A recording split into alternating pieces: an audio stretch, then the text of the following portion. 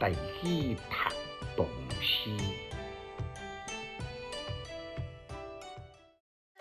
击退时光里，作者袁杰。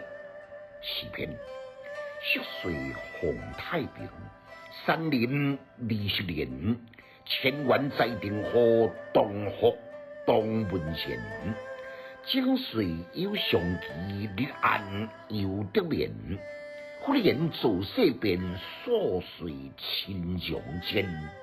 今来点数群，山移又浑然。成小食不多，人贫相可怜。是以咸人君，此秋独见前。书信将亡命，岂不如直言？金币定念者，别气如火箭。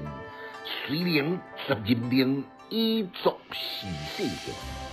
书欲微乎节，人间自起言。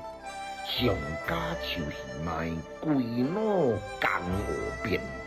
简介：关键呢，伊是河南洛阳人士，小会时阵浪荡不羁，后来积极向学。32岁才进士及第，搁再参加过讨伐安禄山叛乱有功。41岁呢，才升任道州刺史。这首呢，就是伫道州刺史了后所写。由诗题，咱就当看出来，规篇呢是要写朝廷派来催缴税金的官员看，同时要请因遵守问家己良心。重点呢，伫讲。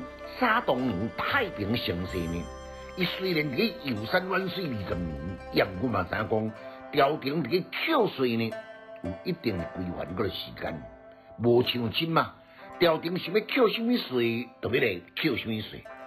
今年呢，伊拄就任，非常了解道州的百姓的痛苦，听讲过年则遭受西南的贼寇呢攻破城墙。有价值的物件，甲所谓粮食呢，全部被抢夺一空。西南的贼寇呢，今年搁在广土中来，抢进隔壁州的扬州，也攻破小城。唯一呢，无来扰乱道州，是朝廷其实阮有能力来阻挡吗？不是，是道亦有道，可怜到道州遍地疮痍。民不聊生，放过所有可怜老百姓一条的生路，连土匪呢都有一款同情心。为啥朝廷唔知民生的疾苦，搁再派人来催税？这敢是比楚寇更无人性呢？如果那这样呢，我只有带上一部器官来可以问。读诗的囡仔白学派。有气质，够有文采，读书快乐哦。